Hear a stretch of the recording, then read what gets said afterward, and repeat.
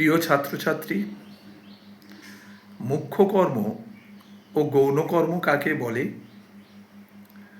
একটি ক্রিয়ার যদি দুটি কর্ম থাকে, একটি প্রাণীবাচক আর অপরটি অপ্রাণীবাচক, তাহলে অপ্রাণীবাচক যে কর্ম তাকে মুখ্য কর্ম বলে, আর প্রাণীবাচক কর্মটিকে বলা হয় গৌণ কর্ম।